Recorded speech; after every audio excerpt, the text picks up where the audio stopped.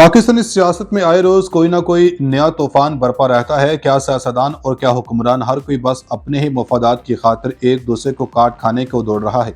वो कहते हैं ना कि अना जब बेतहाशा हो तो कैसे ना तमाशा हो।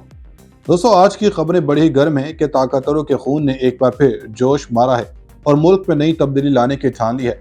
और कहा जा रहा है कि यह तब्दीली मुल्क में जहां सब कुछ तब्दील कर देगी, वहीं कुछ सियासी जमातों का नामो निशान भी खत्म हो जाएगा।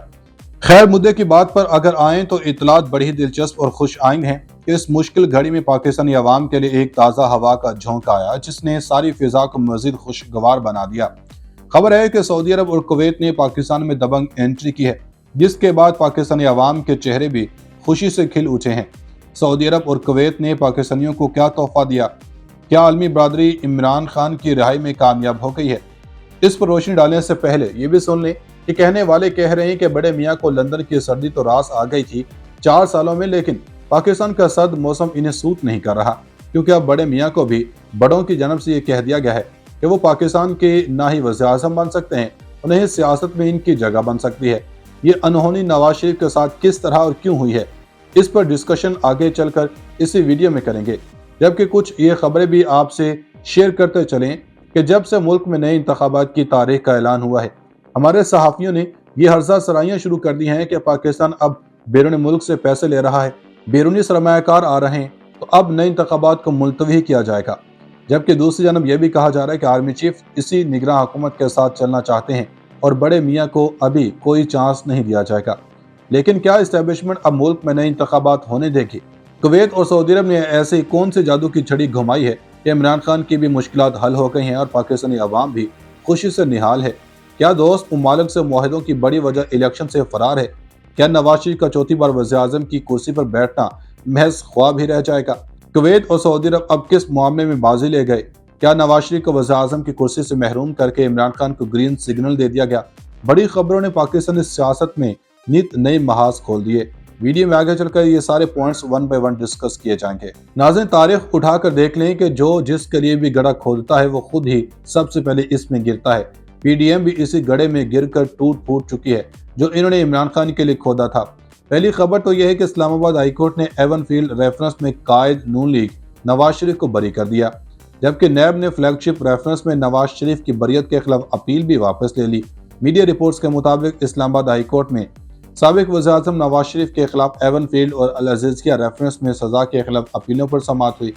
चीफ जस्टिस आमिर फारूक और जस्टिस मियां गुल हसन औरंगज़ेब ने समाअत की। समाअत में अपने दलाइल में नून लीग के वकील अमजद परवेज ने कहा कि मरियम नवाज और सफदर पर नवाज शरीफ की आनत जुर्म का इल्ज़ाम था। अदालत ने शरीक मुल्ज़मान की अपील मंजूर करके बरी किया। हाई कोर्ट से शरीक मुल्ज़मान की बरियत का फैसला हतमी सूरत इख्तियार कर चुका है। नैब ऑर्डिनेंस में बेनामी दार की तारीफ की गई। इस मौके पर अदालत ने रिमार्क्स दिए कि मेरे ख्याल में सज़ा मुअत्तली भी उसी बुनियाद पर हुई थी। सज़ा मुअत्तली फैसले में हमने सुप्रीम कोर्ट के मुतादिद फैसलों का सहारा लिया था। सज़ा मुअत्तली के फैसले से तासुर मिलता था कि जैसे अपीलें मंजूर कर ली गईं, बाद अज़ां सुप्रीम कोर्ट ने अपने फैसलों में मजीद वजाहत की। जस्टिस गुल हसन औरंगज़ेब ने इस्तफसार किया कि प्रोसिक्यूशन ने सबसे पहले क्या साबित करना होता है। अमजद परवेज ने जवाब दिया कि प्रोसिक्यूशन ने सबसे पहले मुलजिम को पब्लिक ऑफिस होल्डर साबित करना होता है, उसके बाद प्रोसिक्यूशन ने ज़ेर कफालत और बेनामी दारों को साबित करना होता है। चीफ जस्टिस आमिर फारूक ने दरियाफ्त किया कि ये प्रॉपर्टीज़ क्या मुख्तलिफ औकात में एक्वायर की गई। उसके जवाब में वकील ने बताया कि 1993 से 1996 के दौरान ये प्रॉपर्टीज़ बनाई गईं। इन प्रॉपर्टीज़ के हवाले से अपील कुनिंदा को कोई ताल्लुक नहीं। प्रोसिक्यूशन ने रेफरेंस में नहीं बताया कि इन प्रॉपर्टीज़ से क्या ताल्लुक है। वाजिद ज़िया ने तस्लीम किया कि नवाज शरीफ का प्रॉपर्टीज़ से ताल्लुक साबित करने के शवाहिद नहीं। फर्द जुर्म में यह बात बताई जाती है कि असास से ज़ाहिर करदा असासों के मुताबिक नहीं। कोर्ट ने मफरूज़े पर सजा दी और फैसले में सबूत के बजाय अमूमी बात लिखी। अदालत ने कहा कि मरियम नवाज बेनिफिशियल ऑनर थीं और नवाज शरीफ के ज़ेर कफालत थीं। अदालत ने कहा कि बच्चे अमूमी तौर पर वालिद के ज़ेर कफालत ही होते हैं। नाज़रीन, अब जरा बात करते हैं कुवैत और सऊदी अरब की जीती गई बाजी से मुतालिक। इतलात आई हैं कि पाकिस्तान और कुवैत के दरमियान अरबों डॉलर के साथ मुआहदों पर दस्तखत हुए हैं। तफसीलात के मुताबिक वज़ीर-ए-आज़म अनवारुल हक काकड़ की कुवैत के नायब वज़ीर-ए-आज़म और वज़ीर दाखिला शेख तलाल अल खालिद अल हमद अल सबा से मुलाकात हुई, जिसमें army chief general Syed Asim Munir भी मौजूद थे। रहनुमाओं ने ताल्लुकात को इक्तिसादी शराकतदारी में तब्दील करके मजबूत करने का आज़म का अयादा किया। دونوں ممالک کے درمیان اربوں ڈالر کے 7 معاہدوں پر دستخط ہوئے، جن میں غذائی تحفظ، زراعت، پن بجلی، پینے کے صاف پانی اور کان کنی کے شعبے شامل ہیں۔ اس کے علاوہ ثقافت، آرٹ، ماحولیات، مستحکم ترقی کے حوالے سے 3 مفاہمت کی یادداشتوں پر بھی دستخط ہوئے۔ قبل ازیں نگراں وزیر اعظم انوار اللہ کاکڑ اعلیٰ کویتی قیادت سے ملاقات کے لیے البیان محل پہنچے، جہاں کویت کے اول نائب وزیر اعظم اور وزیر داخلہ نے ان کا استقبال کیا۔ وزیر اعظم کو کویتی امیری گاڑی کے دستے نے گارڈ آف آنر پیش کیا اور دونوں ملکوں کے ترانے پیش کیے گئے۔ نگراں وزیر خزانہ ڈاکٹر شمشاد اختر، نگراں وزیر توانائی محمد علی، نگراں وزیر تجارت گوہر اعجاز اور نگراں وزیر قانون، موسمیاتی تبدیلی اور آبی ذخائر احمد عرفان اسلم اور وزیر اعلیٰ پنجاب محسن نقوی وزیر اعظم کے ہمراہ وفد میں شریک تھے۔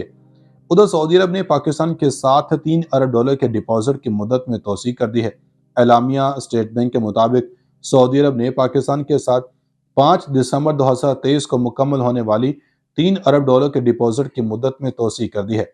سعودی عرب نے پاکستان کی معیشت کو استحکام دینے اور زر مبادلہ کے غیر ملکی ذخائر کو برقرار رکھنے کے لیے ڈپازٹ میں توسیع دی ہے۔ ناظرین، دوسری جانب الیکشن کمیشن نے پاکستانی انتخابات میں تاخیر کی خبروں کی تردید کر دی۔ ترجمان الیکشن کمیشن کے مطابق عام انتخابات میں تاخیر کی خبریں بے بنیاد اور گمراہ کن ہیں۔ الیکشن کمیشن ان خبروں کی پرزور تردید کرتا ہے۔ انتخابی فہرستوں کی تیاری نہ ہونے کی خبر بالکل جھوٹی ہے۔ ترجمان کا کہنا ہے کہ الیکشن کمیشن نے ایسے جھوٹی خبریں پھیلانے والوں کے خلاف پیمرا سے رجوع کرنے کا فیصلہ کیا ہے۔ الیکشن کمیشن نے مختلف چینلز پر چلنے والی خبروں کی ٹرانسکرپٹ اور ریکارڈنگ منگوا لی ہیں۔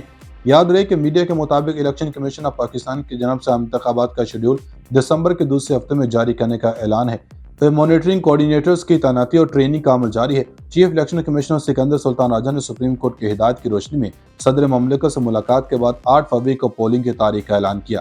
الیکشن کمیشن نے نئی حلقہ بندیوں پر دائر 1324 اعتراضات نمٹائے اور قومی اسمبلی کے 266، Punjab assembly 297، Sindh assembly 130، Khyber Pakhtunkhwa assembly 115 اور بلوچستان اسمبلی کے 51 حلقے نئی مردم شماری کی روشنی میں بنائے گئے۔ وقت میں تاخیر کی خبریں بے بنیاد اور گمراہ کن ہیں۔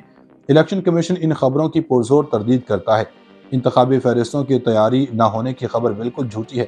ترجمان کا کہنا ہے کہ الیکشن کمیشن نے ایسے جھوٹی خبریں پھیلانے والوں کے خلاف پیمرا سے رجوع کرنے کا فیصلہ کیا ہے۔ الیکشن کمیشن نے مختلف چینلز پر چلنے والی خبروں کی ٹرانسکرپٹ اور ریکارڈنگ منگوا لی ہیں۔ یاد رہے کہ میڈیا کے مطابق الیکشن کمیشن اب پاکستان کی جانب سے عام انتخابات کا شیڈول دسمبر کے دوسرے ہفتے میں جاری کرنے کا اعلان ہے۔ مانیٹرنگ کوآرڈینیٹرز کی تعیناتی اور ٹریننگ کا عمل جاری ہے۔ چیف الیکشن کمشنر سکندر سلطان راجہ نے سپریم کورٹ کی ہدایت کی روشنی میں صدر مملکت سے ملاقات کے بعد 8 فروری کو پولنگ کی تاریخ کا اعلان کیا۔ الیکشن کمیشن نے نئی حلقہ بندیوں پر دائر 1324 اعتراضات نمٹائے اور قومی اسمبلی کے 266، Punjab assembly 297، Sindh assembly 130، Khyber Pakhtunkhwa assembly 115 اور بلوچستان اسمبلی کے 51 حلقے نئی مردم شماری کی روشنی میں بنائے گئے۔